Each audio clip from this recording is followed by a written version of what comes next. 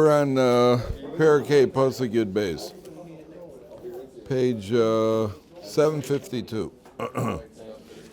Okay, so yesterday we were talking about yesterday we had been talking about the Sotah, is the woman who's, the woman who is suspected of being unfaithful.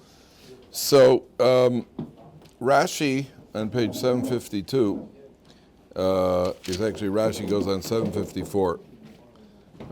The top Rashi.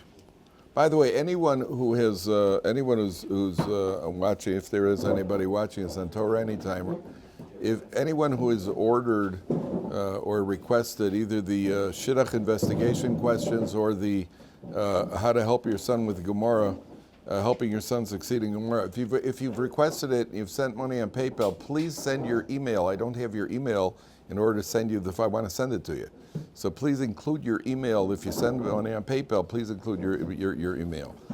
I think there's somebody out there, Mrs. Weingart, or somebody who has asked for it, but I did not get the email address. Okay, page 754. So at the beginning of the Sotah, the top Rashi says like this. I want you to watch this carefully. Ish kisiste ishto. All right, yesterday we spoke about the ins and outs of it. I just want to show you a couple more points here. Ma kosuv lamala mina inyan. What does it say right before this? What does it say right before getting into this section of the Sotah? The ish es kadosh of lo yiyu. A man who does not tithe does not give his tithes properly. If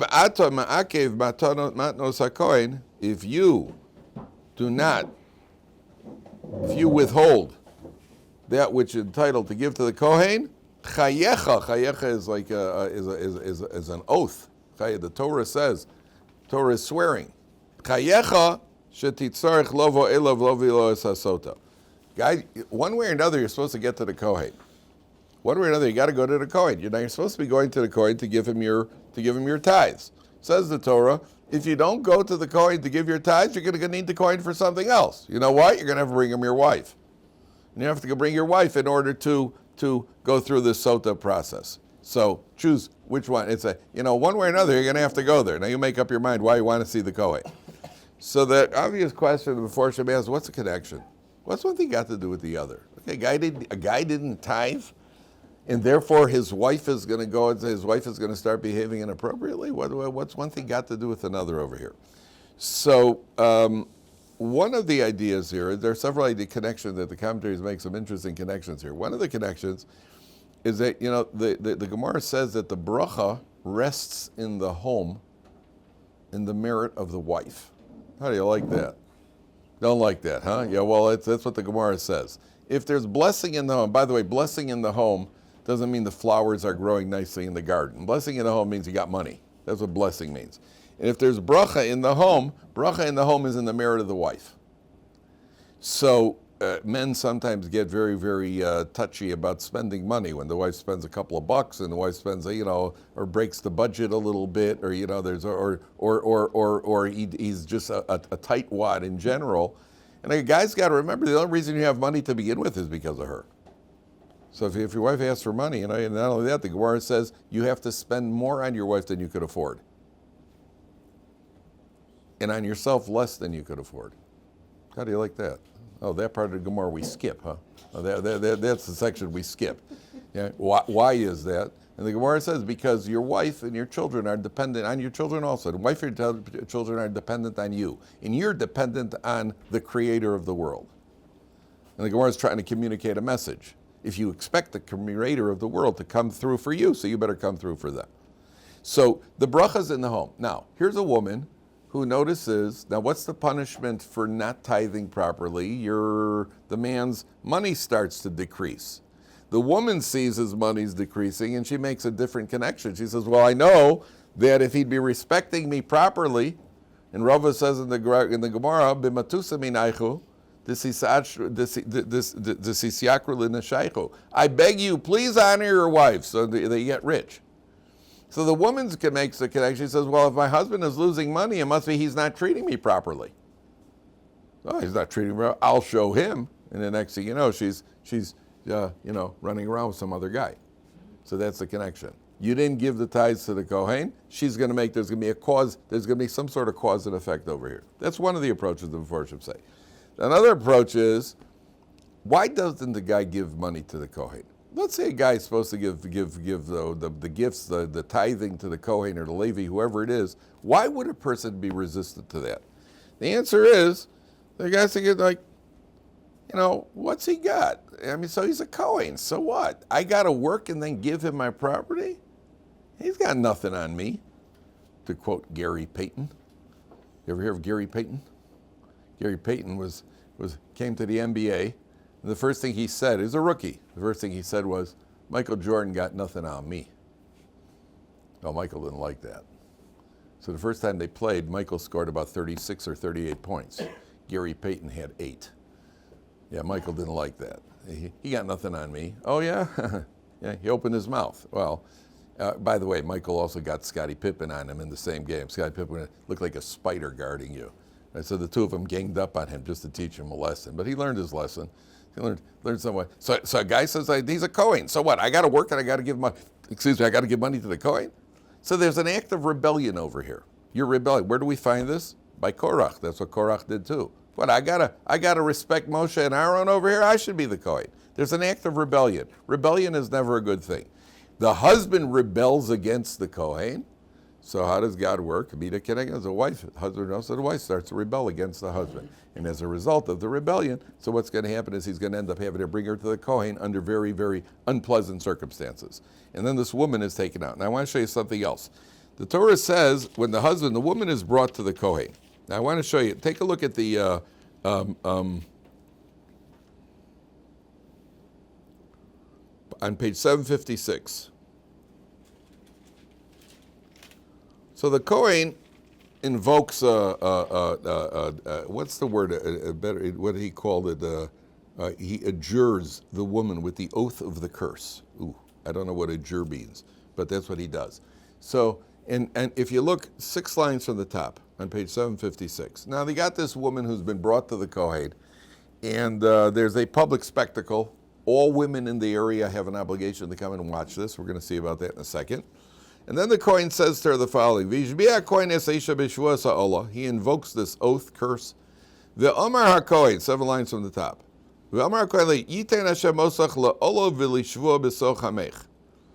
Hashem is going to make you you're going to be used as a curse among the people.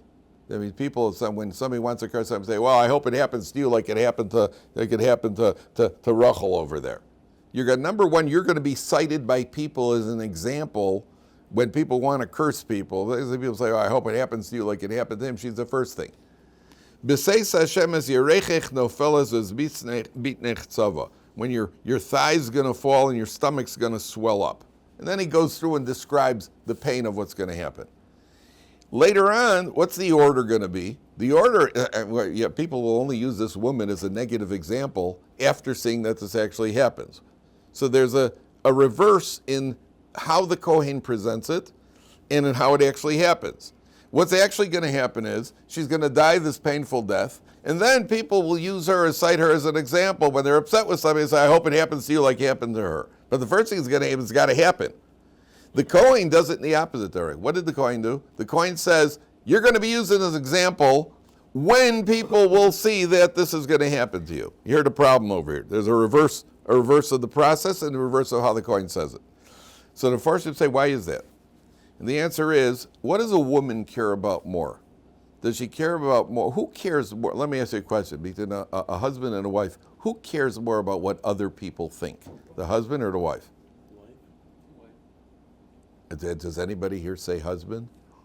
Well, very few people. If the couple's having a fight or they're yelling at each other, who's more likely to go and close the window so the neighbors don't hear? The husband or the wife? The wife. Huh. Well, women care very much what other people think, what other people are going to say. Husbands get I don't care what anybody thinks. And the women do care a lot. So the Kohen first, he wants to make sure this one. What we're trying to do is get a confession out of her. We want to get a confession because once she confesses, what we don't want to do is erase God's name. If she confesses her sin, okay, you confessed, you don't die, but you have to leave your husband, you lose your financial support, you lose the ksuba, but at least we're not going to erase God's name. So the Kohen is trying to do anything he can in order to get her to convey. He says, listen, lady, I just want to tell you what's going to happen if this is true. Number one, everybody's going to be using you as an example. Like, ooh, man. And number two, the painful death. Painful death she might be able to tolerate. The fact that everybody's going to know about it, that's already intimidating for a woman and for the Kohen. What's going to actually happen? What's going to actually happen is that she's going to die first. Then people will use her as a negative example. But when it comes to the intimidation, I just want you to know what's going to happen. The first thing, you should just realize everybody's going to be talking about you. Really? Oh no, hey, I have nothing to wear. What are people going to say? That sort of thing. And they're very sensitive about that. And the Kohen knows that. That's why it reverses the process. Okay, now, what happens next? Page 758. Vaydaber Hashem el Moshe lemor. Daber el b'nei Yisov amarta alehem. 6 lines from the top. Isha ki yafli lindor neder Nazir lahazir laHashem. When a person makes an oath to become a Nazarite. What is a Nazir? A Nazir is somebody, there are 3 limitations on a Nazir. Let's understand this first. So, yeah. Don't drink wine. No wine or anything in the wine. Anything, you can't even have dregs, you can't even have wine branches, any little, what do you got? No wine product. What else? No haircuts. No haircuts for the period of time that you become a Nazir. You could become a Nazir for 30 days as the minimum amount of time, or you could become a Nazir for good. You become a Nazarite for your entire life. Shimshon was a Nazir for his Samson. Shimshon was a Nazir. Shmuel Hanavi was a Nazir. So they what do you call it? They grow their hair, no wine, no hair, and what else? Can't come into contact with a dead body, even the next of kin. Same limitations as a Kohen Gadol. So a Nazir has 3 areas where he's off, and depending on how long a person takes on, don't do it nowadays. If a person pledges to be a Nazir nowadays, can never get out of it, because we don't have the korbanos. At the end of the period, he has to bring sacrifices in order to get out of it. So a person should never pledge to be. Or we had a guy once here, who there was some concern that he might be a Nazir. He had long, flowing red hair, real long flowing. He didn't drink wine. And there was a concern that this guy might actually be a Nazir. It was interesting because I brought these guys, I had a bunch of them in my shir. They looked like they came out of the 60s. It looked like a bunch of hippies from the 60s. And there was one guy, and there were 7 guys who were, they really looked like hippies. And then there was one guy in this year who looked like he stepped right off the cover of Jewish Accountants magazine. It was almost a theme for a. It could have been a theme for a sitcom, almost like the candle in the menorah. He was the candle that lights the rest of the candles in the menorah, that sort of thing. Whatever the case was, they all musicians, of course. And so I brought them to my house for Hanukkah. We had a Hanukkah, a Hanukkah celebration at my house. So these guys came in, and my kids were really young at the time. They were going back about 25 years, 30 years, 25 years. So they came in, and as they come marching in, my kids were looking at them like this. My kids are little from ghetto children from Israel, and they're just looking at these guys come marching in. And my son, who is very impressionable, he looks at this guy with the long red hair. He says, "Daddy, is that a shaitel?" A woman's wig, because they'd never seen anything like that before. So a person, you let your hair grow. Now, the idea here is like this. Wine, why do you separate from the wine? Wine is the basic source of pleasure. And the first thing is a person feels, I'm out of control a little bit, I'm going to have to get myself under control. The first thing is you vow off of wine. The hair, letting the hair grow without grooming it, is to counter the ego.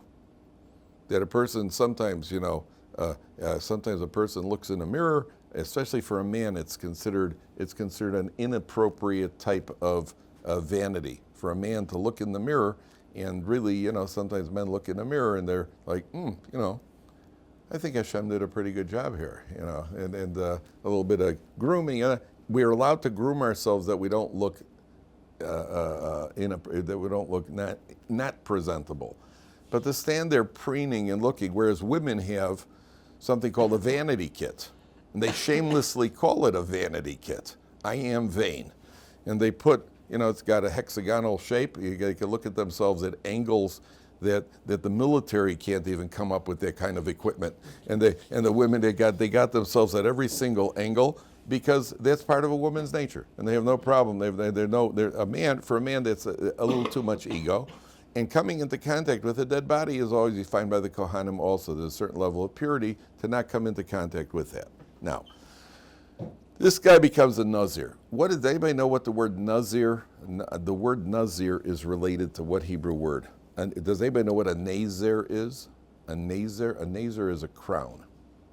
Ooh, a Nazir and a Nazir are closely related.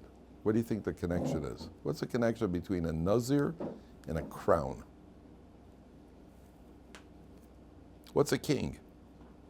What's a king? Who's a king? What does a king do? King's in control. A real king. In the old days, a king controls that. Nowadays, forget it. Nowadays the king is controlled by the Poles. Right? The president's, except for Putin. Putin's an emperor. Putin's a real. Now there's a guy to admire. Putin's in control. There's a king. Right? President of the United States. What do you got? The guy's country's being run by his wife. What do you call that? Or, the president reads the polls and he decides his policy. A king is somebody who's a ruler. He rules over himself. The king is somebody who's in control. The crowning achievement is to rule over ourselves. Do you know that when Yosef Hatzadik was taken by Paro, and Paro appointed him as the viceroy of Egypt, the Egyptians weren't happy, especially the high officials. Like, who's this punk?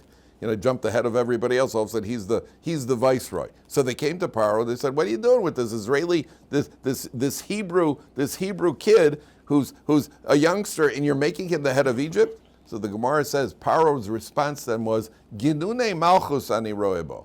I see royal tendencies in him. Now, the plain meaning of the Gemara is that, Yosef was very handsome, very impressive. He's got the right, what he called, they said about, what's his name, Romney. They describe, he looks presidential. Right? He's got that presidential look, as opposed to some who don't. But he's got that presidential look. So they said he's what he called, so Yosef is, Ginune Malchus. I see royal tendencies in him. But the commentaries say he was not talking about his physical appearance. What are you talking about? What is Paro really referring to? What did Yosef do? Yosef exhibited the ultimate in self-control. When he's being chased around by Mrs. Potiphar, and he's in control. That's a king. A king is somebody who's in control. A Nazir is somebody who has achieved the crowning achievement in life. What happened to this Nazir? He feels a weakness, a little out of control. Every time I sit down with wine, somehow it ends up, I expect to have a couple of cups, and somehow it goes to a couple of bottles. A little out of control over here. When it gets to, what do you call it? When it gets to blueberry pie, I'm just a little bit, I got no limits. So what does the Nazir say? I need to back off a little bit. Time to take a little control. And therefore the Nazir goes in these three areas, and he's got this limitation where in these three areas he's not allowed to drink wine. But other drinks, yes, by the way. He's not off limits to whiskey. Only grape products. So the commentaries ask why that is. The first reason is because wine was the most common drink, and wine is where see Rashi. Take a look at Rashi for a second. Take a look at Rashi, because again Rashi makes the connection over here. Why does this follow the other section? So Rashi says, where is it? Here, on page 758, it's the fourth line of Rashi. If you find it, please show the person next to you. When a man expresses an oath, you take on, and the way you do it is, by the way, if a person says, I vow to become a Nazarite. That's how you do it. So Rashi says, it's the right column of Rashi, fourth line. Ki yafli, yafrish. He separates himself. Says Rashi, Lama nismecha parshas Nazir la parshas Sotah. Why was this section juxtaposed to the previous section? Lomar lechad, it's to teach us. Koshe kol haroes Sotah bekilkula. One who sees the Sotah in her state of degradation, when she's going through the process there, the Kohen is putting her through this process, and it's a public spectacle, and he rips her clothing, and he ties a rope around, and it is done all in play, lets her hair down. It's a very, very public spectacle. One who sees that, Yazir atzmo mina yayin. He should vow off of wine. He should become a Nazarite. He should separate himself from wine. Shehu mevi lidei niyuf. Wine creates, alcohol brings to immorality, and therefore back off. Okay, so what's going on here? So two questions. Question number one is, why does the limitation on whiskey and other drinks? Question number two, I would think the opposite. I mean, if you go off to a, if you see a guy get flogged publicly, why is he getting flogged? Let's say it's a public flogging. Say, why is he getting flogged? He says, well, he spray painted a picture. He spray painted what do you call it? He sprayed graffiti on like they do in Singapore. Remember that kid in Singapore? The kid in Singapore who spray painted something? The kid say he spray painted something that we're going to hit him 6 times. Became an international outcry. They were going to give him six whippings with a bamboo pole, which apparently hurt. And then they cut it down to 4. Now, anybody's watching that, if you see this kid get nailed 4 times with a bamboo stick, what's your attitude going to be towards spray painting? I'll find another activity. Maybe finger paints is better. We're not going to go spray painting and vandalizing in Singapore. So he took Singapore, okay? Here, you saw this woman getting punished. Why in the world? Oh, you need to vow off of wine? I would think that that's enough of a motivation, isn't it? Wow, look what's happening to her. I don't want to get to that point. So a very interesting insight into human nature. If you see, particularly in the area of morality, when it comes to spray painting, there's not such a big yetzer hara to spray paint. Most people could get through life without vandalizing things. But when it comes to morality and immorality, that's a very, very strong drive. So a guy's watching, and you think, wow, boy, what's happening to her? Well, she was alone with another guy, and her husband got involved, and the guy starts, oh, wow, really? And your mind creates a connection to that entire concept. Even though you're seeing it in a negative way, but you've focused on that subject. Focus on that subject leads to no good.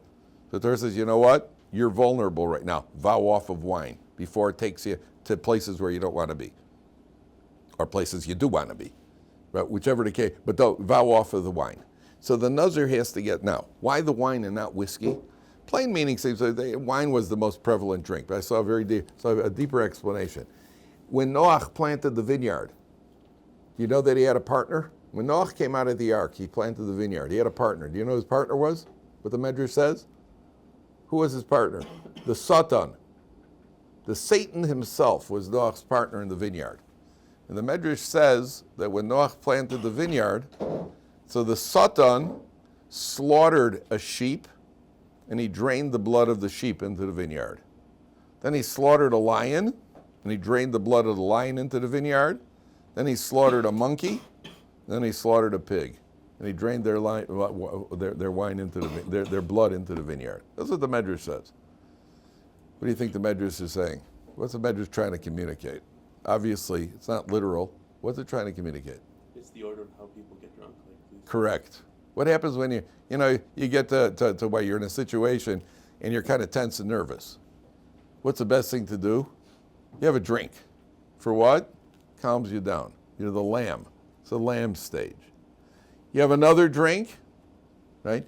This often happens when you have another drink, and then what happens?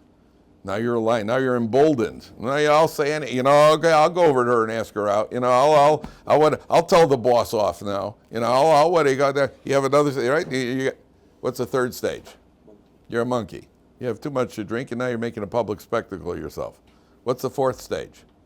The pig. You're in the gutter, lying immersed in various bodily fluids.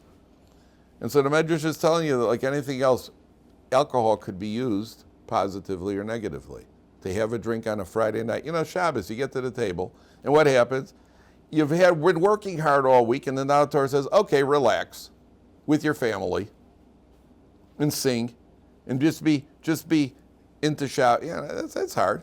You got to turn and switch. So what do? You knock off a cup of wine, and all of a sudden, whoa, Shabbos. And then you have a second cup of wine. Minucha v'simcha. All of a sudden, the world looks a little, we know that. That's what it's for. That's a positive use of it.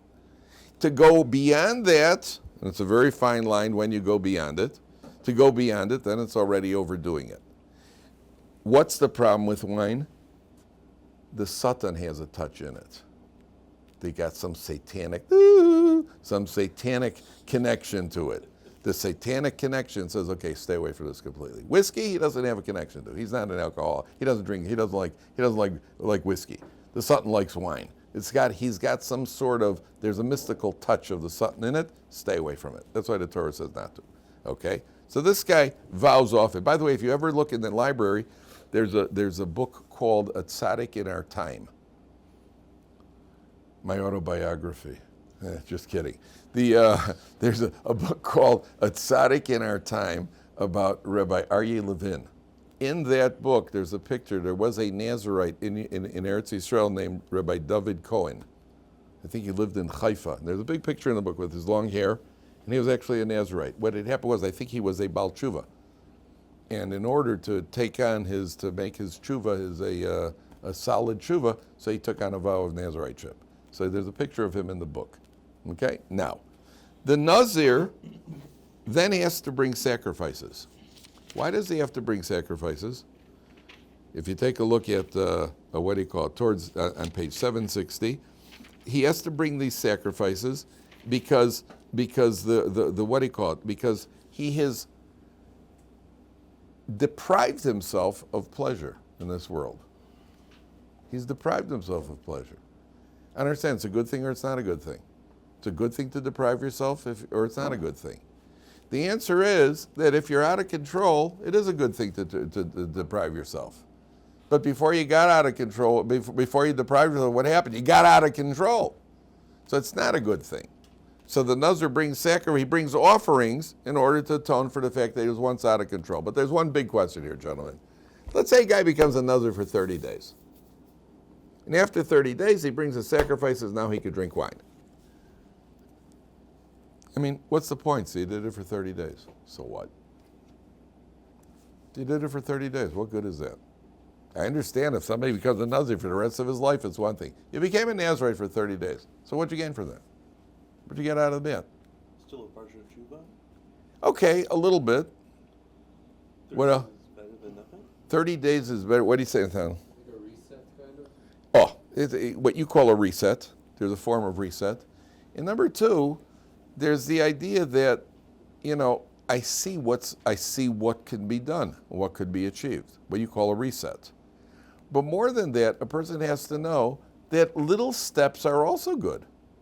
So it's 30 days of breath. 30 days is better than nothing. If you found a $20 bill on the floor, would you pick it up?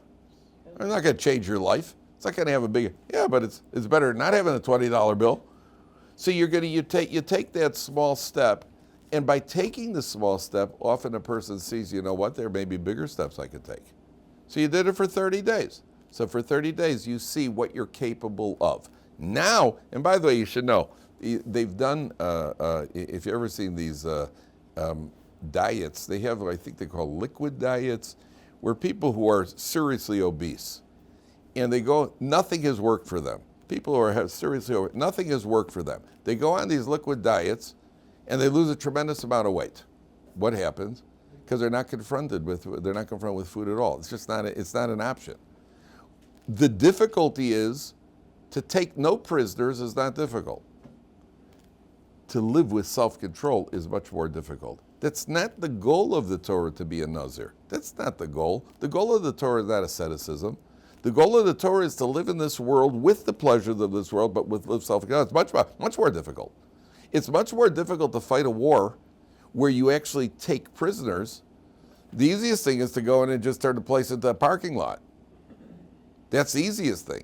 The Torah doesn't want that. The Torah expects us to live in the physical world and enjoy the physical world without the physical world dominating us.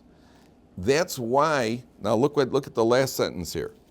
The very last sentence says that afterwards, He brings the offerings. Look on page 762. Very strange terminology. The Kohen brings, top of the page, V'heinifo sam ha-Kohen tzunufa l'Hashem. Hashem waves the offerings. Kodesh hu la-Kohen al-chazeh tzunufa v'al-shok ha-truma. There's various parts of the offering. Ve'achar yishteh ha-Nazir not yayin. And then the Nazir may drink wine. Any problem with that expression? Ve'achar yishteh ha-Nazir yayin. Any problem with that? No. Correct. Very good, Moshe. What do you mean, achar? And then he's already brought the offerings which take him out of the status of Nazir. So why does it say, and then the Nazir will drink wine? And then the Nazir can drink wine. He's not a Nazir anymore. But the theme of being a Nazir is there. Now you could drink wine as a Nazir. Meaning, what the Sotah called reset. Now drink wine with self-control. Don't drink wine out of control. The whole point of being that Nazir was to get to a mindset where you live your life as a Nazir without being limited by being a Nazir. And therefore the Nazir is allowed to drink wine. What immediately follows this? Look at what follows very quickly. With this we finish. This